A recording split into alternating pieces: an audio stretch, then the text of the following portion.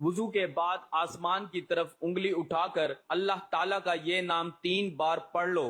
یہ وظیفہ پڑھتے ہی اتنا رزق کے 7 نسلوں تک ختم نہ ہوگا۔ بسم اللہ الرحمن الرحیم۔ محترم ناظرین، وضو کے بعد آسمان کی طرف انگلی اٹھا کر اللہ پاک کا یہ نام مبارک بس 3 دفعہ پڑھ لیں، اتنا رزق آئے گا کہ 7 نسلوں تک بھی رزق ختم نہیں ہوگا۔ ناظرین، ہماری نظر میں وضو صرف منہ ہاتھ دھونا ہے، لیکن آپ لوگ شاید وضو کے فائدے نہیں جانتے ہوں گے۔ صرف ایک بار کرنے کا فائدہ کیا ہو سکتا ہے، کتنی بڑی فضیلت ہے، آج میں آپ لوگوں کے سامنے بیان کروں گا، پھر آپ خود کہو گے کہ ہمیں ہر وقت وضو میں رہنا چاہیے۔ ناظرین، وضو کرنے کے بعد ایک ایسا وظیفہ بھی بتائیں گے، اگر وہ وظیفہ آپ کر لیں، یعنی جو شخص وضو کے بعد وہ وظیفہ کرے گا اس کی پوری زندگی بدل جائے گی۔ محترم ناظرین، وضو کرنے کے بعد صرف ایک بار یہ وظیفہ کرنا ہے، جو مانگو گے انشاءاللہ اللہ تعالیٰ سے مل جائے گا۔ حضرت ابو ہریرہ رضی اللہ تعالی عنہ سے مروی ہے کہ حضور نبی اکرم صلی اللہ علیہ وآلہ وسلم نے فرمایا، جب کوئی مومن وضو کرتا ہے تو جس وقت چہرہ دھوتا ہے تو جیسے ہی چہرہ سے پانی گرتا ہے یا پانی کا آخری قطرہ گرتا ہے تو اس کے وہ گناہ جھڑ جاتے ہیں جو اس نے اپنی آنکھوں سے کیے تھے۔ جب وہ ہاتھ دھوتا ہے تو جیسے ہی ہاتھ سے پانی کے قطرے گرتے ہیں یا پانی کا آخری قطرہ گرتا ہے تو اس کے وہ گناہ جڑ جاتے ہیں جو اس نے ہاتھوں سے کیے تھے۔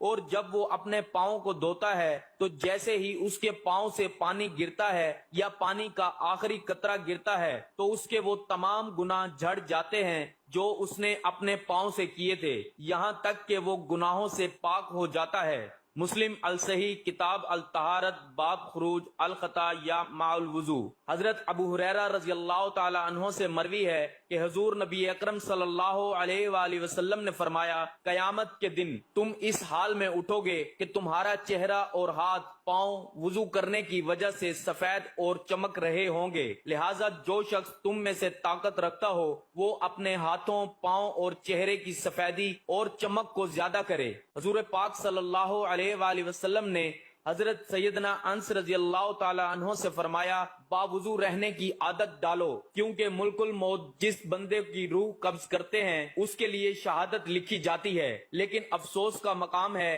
کہ آج کے مسلمانوں کو پاک رہنا بھی مناسب نہیں ہو پا رہا، تو پھر وضو کیا کریں گے؟ اور وضو ہی نہیں کریں گے تو نماز کیا پڑھیں گے؟ کبھی سوچا ہے کہ اگر ناپاکی کی حالت میں موت آ گئی، اس حالت میں انتقال ہو گیا تو اللہ تعالیٰ کو کیا منہ دکھائیں گے؟ موت کا کچھ پتہ ہے؟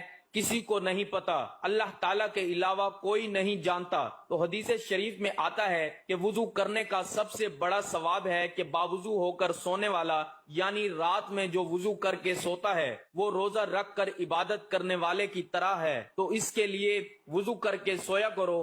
اگر آپ چاہتے ہیں کہ آپ پوری رات عبادت کرو تو آپ بس وضو کر کے سویا کرو، آپ کو پوری رات عبادت کرنے کا ثواب ملے گا اور ساتھ روزے کا ثواب بھی ملے گا۔ نبی کریم صلی اللہ علیہ وآلہ وسلم نے فرمایا کہ نماز جنت کی کنجی ہے اور نماز کی کنجی طہارت ہے، اور حضور اقدس صلی اللہ علیہ وآلہ وسلم ارشاد فرماتے ہیں کہ قیامت کے دن میری امت اس حالت میں بلائی جائے گی کہ منہ، ہاتھ اور پیر وضو کی وجہ سے چمکتے ہوں گے۔